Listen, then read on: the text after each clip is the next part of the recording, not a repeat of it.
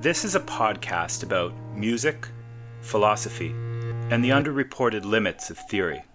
A music as exterior and objective as sound waves, and a sound as interior as conscious experience. Between descriptions as impersonal as the view from nowhere, and communications as close as wish you were here. This is a joyous overthink of the language of the soul in an age angling for physicalism. This is Speaking Human.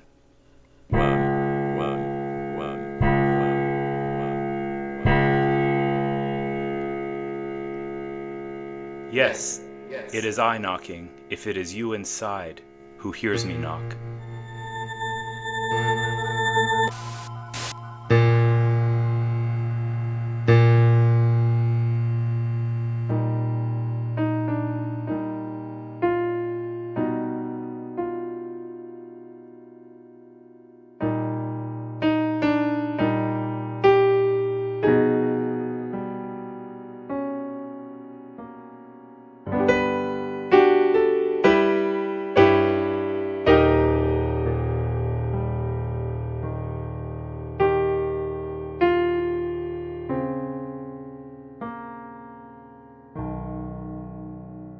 Science-based detective fiction. He also needs one other quality: intuition, the ability to make connections which are there, but are not immediately apparent. Subterranean connections. Dorothy Simpson.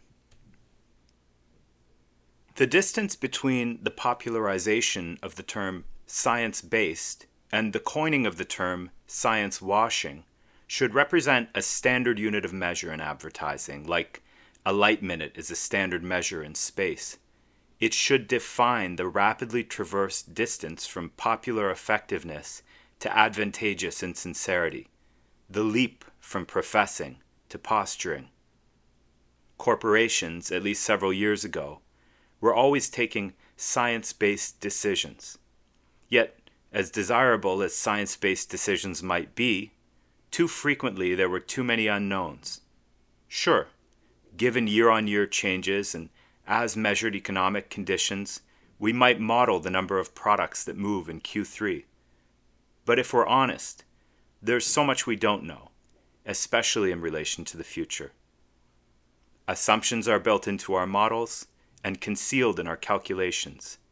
However much we would want to be science-based, we are often forced to move forward in less precise ways.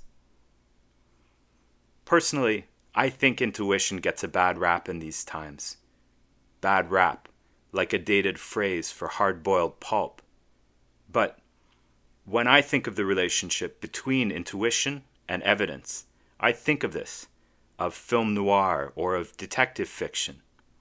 The detective, that character whose role embodies and requires at once both intuition and evidence.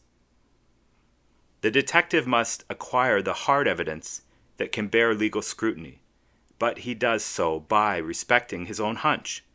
He listens to himself in a pre-evidential way. It's not that he confuses his hunch with the evidence or suspects with convicts, but by respecting his intuition, he begins to put something together in an interior way. He knows, he thinks, where to look next, and what he doesn't yet know tells him where to dig. This is a detective story, one interested in science, but too holistic and a little too honest to stamp itself with the advertiser's slogan. In this detective story, someone is looking for music. Music. Where was it last seen? Who was it with? Forensics found a print in the brain, identified handwriting in a matchbook, tapped a wire that sang with electric madness. It went off in that direction, a witness claims. I suspect, I feel, I'm almost sure. It must be this way.